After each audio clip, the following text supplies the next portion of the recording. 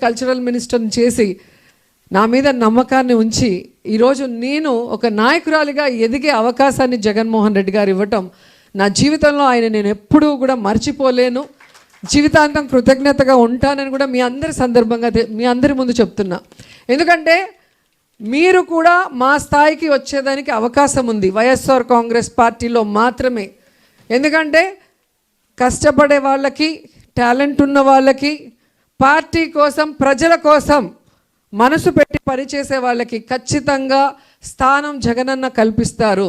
దానికి రెండవ నిదర్శనం నా పక్కనున్న వరద కళ్యాణి గారు. తను కూడా ఊరికే వచ్చేయలేదు, చాలా కష్టపడి 2009 నుంచి పాలిటిక్స్లో ఉన్నారు. ఆ తర్వాత నేను మహిళా అధ్యక్షురాలు అయ్యాక మా మహిళా కమిటీలో జనరల్ సెక్రటరీగా నమ్మకంతో 3 జిల్లాలు అప్పగించాను. వైజాగ్, విజయనగరము, శ్రీకాకుళం 3 జిల్లాల్లో నేను ఇచ్చిన ప్రతి కార్యక్రమాన్ని విజయవంతం చేస్తూ ముందుకు వెళ్ళింది. సో అప్పటి నుంచే ఆమె కష్టపడి పనిచేసే తీరు, పార్టీ కోసం ఆమె ధైర్యంగా నిలబడిన తీరు చూసి జగన్మోహన్ రెడ్డి గారు ఎమ్మెల్సీ ఇచ్చారు. సో రిజర్వేషన్ ఉంటేనే మహిళలకు ఇవ్వటం కష్టం. మహిళా రిజర్వేషన్ లేని చోట కూడా రాష్ట్ర వ్యాప్తంగా ఎన్నో పెద్ద పెద్ద పదవుల్ని మహిళల మీద నమ్మకంతో మనకి అందించిన జగనన్నని మనం కాపాడుకోవాల్సిన బాధ్యత ఇప్పుడు మన మీద ఉంది. ఎందుకంటే మీ అందరికీ తెలుసు, ప్రజలు మనని ఓడించలేదు. ఈరోజు ఈవీఎంల మ్యానిపులేషన్ చాలా ఉంది అనేది నేను మొదటి నుంచి చెప్తున్నాను. ఇప్పుడు అవన్నీ కూడా ఒక్కొక్కటిగా బయటికి వస్తున్నాయి. సో మనం తెలుసుకోవాల్సింది, ప్రజల్ని తన సొంత మనుషులుగా ప్రేమించి కులం, మతం, ప్రాంతం చూడకుండా ప్రతి మహిళకి మంచి చేయాలి అన్న ఉద్దేశంతో సంక్షేమ పథకాలు కానీ, ఇళ్ల పట్టాలు, ఇళ్ళు కట్టించడం కానీ, అభివృద్ధి కార్యక్రమాలు కానీ, అలాగే పదవులు కానీ, ఆల్మోస్ట్ ఓటర్లు ఈక్వల్గా ఉన్నాం కాబట్టి మగవాళ్ళకి అవకాశాల్లో కూడా మనకి ఈక్వల్గా అందించిన ఘనత జగనన్నకే దక్కింది. మరి అలాంటి జగనన్నని ఈరోజు మనం కూడా కులం, మతం, ప్రాంతం ఏది కూడా తేడా లేకుండా ప్రతి మహిళ కూడా ఒక శక్తిగా, ఒక టీం వర్క్గా ఫామ్ అయ్యి మనం జగనన్నని మళ్ళీ ముఖ్యమంత్రి స్థానంలో కూర్చోబెట్టాలని కూడా ఈ సందర్భంగా తెలియజేసుకుంటున్నా. ఎందుకంటే ఈ మహిళా దినోత్సవం రోజు రాష్ట్ర వ్యాప్తంగా ప్రతి మహిళ కూడా జగన్మోహన్ రెడ్డి గారు అధికారంలో ఉన్నప్పుడు, ఇప్పుడు కూటమి ప్రభుత్వంలో అధికారంలో ఉన్నప్పుడు మహిళలకి ఏం మంచి జరిగింది అనే దాని మీద బేరీజు వేసుకుంటే ప్రతి మహిళ కూడా ఈరోజు కూటమి ప్రభుత్వం అధికారంలోకి వచ్చిన విధానం చూసి పాలిచ్చే ఆవును వదులుకొని ఎగిసెగిసి దాన్నే దొన్నపోతం తెచ్చుకున్నామని ప్రతి మహిళ ఫీల్ అవుతుంది. 20 నెలల్లోనే ఎప్పుడు ఎన్నికలు వస్తాయా, కూటమి ప్రభుత్వాన్ని కూకటి వేళ్లతో పెకిలించి పడేద్దామా అని ప్రతి మహిళ కూడా ఎదురు చూస్తుంది. ఎందుకంటే జగన్మోహన్ రెడ్డి గారు ఉన్నప్పుడు మహిళా సాధికారక పాలన మనకు అందిస్తే, చంద్రబాబు నాయుడు కూటమి పరిపాలన ఏమి ఇచ్చింది? నారావారి నరకాసుర పాలన ఇచ్చింది. ఈరోజు రాష్ట్రంలో చూస్తే మనకి గౌరవం లేదు, ముఖ్యంగా రక్షణ లేదు. ఈరోజు ఒక హోంమంత్రి మహిళ అయి ఉండి కూడా మహిళలకి రక్షణ కల్పించలేని దౌర్భాగ్య స్థితిలో మనం ఉన్నాం. ఆమె హోంమంత్రి పదవి తప్ప అన్నీ చేస్తుంది, ఆటలాడుతుంది, పాటలు పాడుతుంది, డాన్స్ వేస్తుంది, అని కూతలు పెడుతుంది. అమ్మ, నీకు ఇచ్చిన పదవి హోంమంత్రి అమ్మా, ఆడవాళ్ళకి రక్షణ కల్పించమ్మా. ఎవరైనా తప్పు చేస్తే వాడు ఎవడైనా కూడా వాడిని శిక్షిస్తే రెండో తప్పు అనేది జరగదు అంటే దానికి ఆమెకి టైం లేదు. అలా అంటే ఒక ఆమె, ఇంకో ఆమె మంత్రి ఉంది. ఆ మంత్రి పిఏ మీకు ఉద్యోగం ఇప్పిస్తాను, నాతో వస్తావా అని చెప్పి ఆడవాళ్ళ జీవితాల్ని నాశనం చేస్తుంటే ఆ మంత్రి పట్టించుకోకుండా జీవితాలు నాశనం అవుతుంటే చూస్తుంది. ఇంకో ఆవిడ ఉంది, అనిత, సవిత, సంధ్యారాణి. ఈ ముగ్గురు మంత్రులు అవ్వటం మహిళలుగా మన దురదృష్టం అని చెప్పుకోవచ్చు. ఎందుకంటే మహిళా మంత్రులు ఉంటే మహిళలకి సంక్షేమాన్ని అందించాలి, మహిళకి భద్రతను అందించాలి, మహిళకి రక్షణ కల్పించాలి, మహిళా సాధికారత దిశగా పనిచేయాలి. అలా చేయని ప్రభుత్వాన్ని నిలదీయాలి. అది వదిలేసి ఈరోజు టింగు రంగా అని చెప్పి చంద్రబాబు నాయుడు గారిని తీసుకొని ఈ మంత్రులు మహిళా దినోత్సవ వేడుకలు అంటూ ఈరోజు ఒక డ్రామా చేస్తున్నారు. మీరు అందరూ చూస్తారు. అసలు కూటమి ప్రభుత్వానికి, ముఖ్యంగా చంద్రబాబు నాయుడికి, అనితకి, సవితకి, సంధ్యారానికి మహిళా దినోత్సవ వేడుకలు జరిపే అర్హత ఉందా అని అడుగుతున్నా. ఎంత సిగ్గుచేటు చెప్పండి. ఈరోజు రాష్ట్రంలో 6 ఏళ్ల అమ్మాయి నుంచి 60 ఏళ్ల ముసలిదాన్ని వరకు రేప్ చేస్తున్నారు, దాడులు చేస్తున్నారు. వాళ్ళ అధికారాన్ని ఉపయోగించి లొంగ తీసుకొని వాళ్ళ జీవితాలు నాశనం చేస్తుంటే, ఈరోజు ఎవరైతే కంప్లైంట్ ఇస్తారో ఆ మహిళల మీద కేసులు పెడుతున్నారు తప్ప, తప్పు చేసినా తప్పుడు వాళ్ళ మీద కేసు పెట్టకుండా వాళ్ళకి మళ్ళీ కొమ్ము కాస్తున్నారు. వీళ్ళ మహిళా దినోత్సవం చేసి మహిళలకి మంచి చేస్తామని చెప్తే ఈ రాష్ట్రంలో ఉండే మహిళలు నమ్ముతారా? ఈరోజు అధికారంలోకి వస్తే కులం, మతం, ప్రాంతం, పార్టీ చూడకుండా మహిళలందరికీ మంచి చేస్తాం, జగన్మోహన్ రెడ్డి గారు ఇచ్చిన దానికన్నా డబుల్గా ఇస్తామని చెప్పారు కూటమి ప్రభుత్వం. ఇచ్చారా? ఈరోజు కులం, మతం, పార్టీ చూడకుండా మన పార్టీ అయినా వాళ్ళ పార్టీ అయినా అందరినీ వెన్నుపోటు పొడిచేయటమే.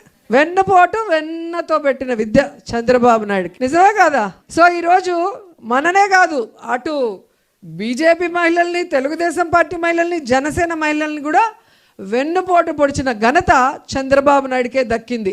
అలాంటోడు ఈరోజు మహిళా దినోత్సవ వేడుకలు జరుపుతున్నారు అంటే ఎంత సిగ్గుచేటో ఒకసారి మనం అందరం కూడా ఆలోచించాలి. అడుక్కున్నాడు, నాకు ఒక్కసారి కొట్టేసి గెలిపిరా, ఒక్క ఛాన్స్ అని పవన్ కళ్యాణ్. ఒక్క ఛాన్స్ ఇస్తే ఆడవాళ్ళ తలరాతలు మార్చేస్తా, కనిపించకుండా పోయిన 30,000 మంది ఆడవాళ్ళని తీసుకొచ్చేస్తా, తర్వాత మన వాలంటీర్లు, నా అక్కా చెల్లెళ్ళు అందరినీ 10,000 పెంచి మిమ్మల్ని అందరినీ దీవిస్తా అన్నాడు. సుగాలి ప్రీతి పేరు చెప్పుకొని సుగాలి ప్రీతి వాళ్ళ తల్లి కన్నీళ్లతో గెలిచిన పవన్ కళ్యాణ్ ఈరోజు అదే సుగాలి ప్రీతి తల్లి కన్నీళ్లు పెడుతున్నా అపాయింట్మెంట్ ఇవ్వకుండా, ఆ కుటుంబానికి న్యాయం చేయకుండా మోసం చేసిన వ్యక్తి. తెలుగుదేశంలో జరిగిన ఇష్యూని, సుగాలి ప్రీతి ఇష్యూని మన ప్రభుత్వంలో తీసుకొచ్చి అంత ఇష్యూ చేశాడు. ఆ కుటుంబానికి జగనన్న న్యాయం చేశాడు కానీ పవన్ కళ్యాణ్ న్యాయం చేయలేదు.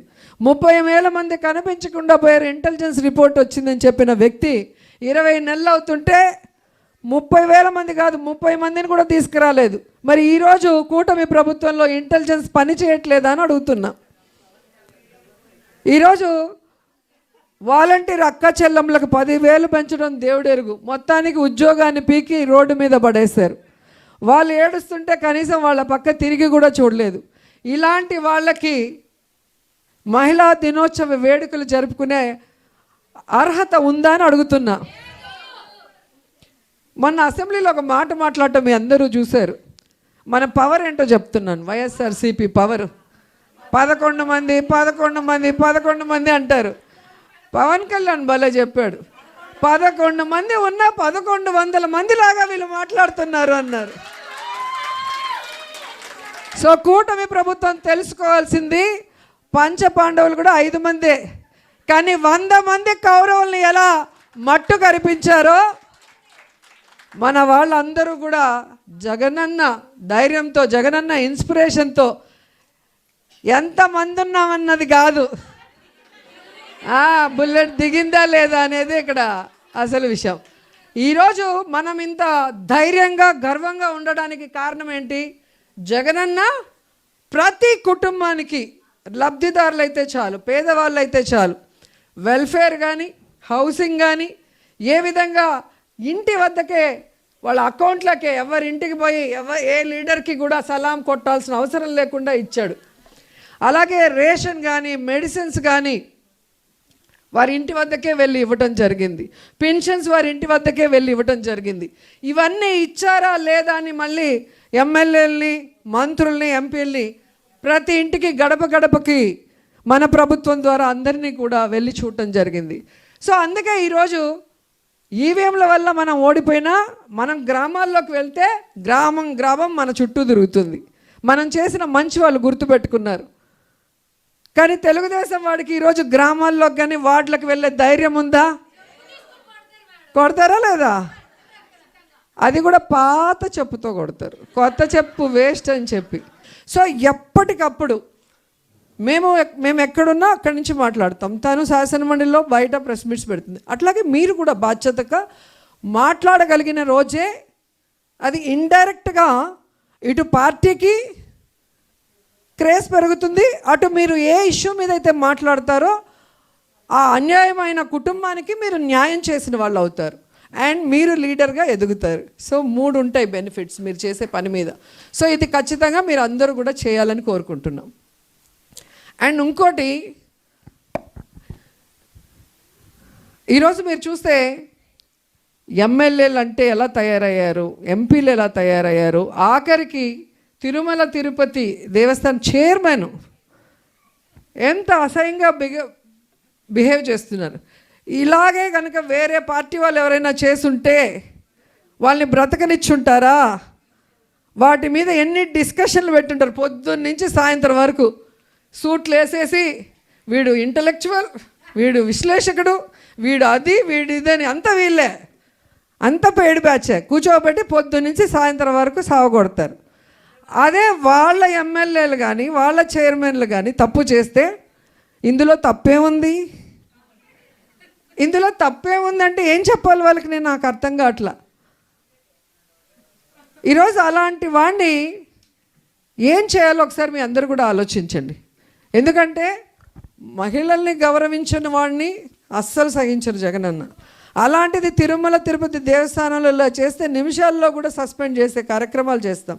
ఇక్కడ ఏం తప్పు ఉంది అని అడుగుతున్నారు అంటే ఆ బిఆర్ నాయుడికి ఎంత అహంకారం, ఎంత పొగరు, నరాన కొవ్వెక్కి కొట్టుకుంటారని చెప్తారు చూడు, ఆ విధంగా తయారయ్యాడు. నిజంగానే లడ్డూ గురించి ఎవరైతే తప్పుగా మాట్లాడారో అందరి లెక్కలు వెంకటేశ్వర స్వామి తేల్చేస్తున్నాడు.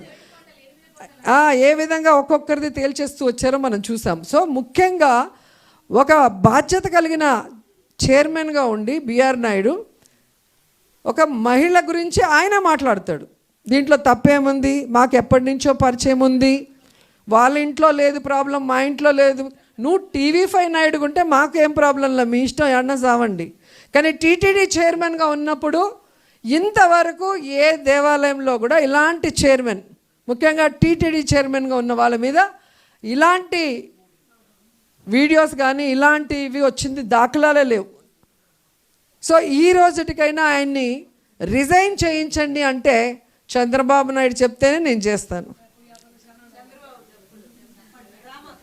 అదే అంటున్నా, ఆ ఆడియో నాయుడు ఈ వీడియో నాయుడు ఎప్పుడు మాట్లాడుకుంటారో ఎప్పుడు చేస్తారో తెలియదు. ఇలాంటి విషయాలు వచ్చినప్పుడు మనం అందరం కూడా గట్టిగా పోరాటం చేయాలి. ఇప్పుడు మేము ఒక్కరమే చేస్తే అది అవ్వదు.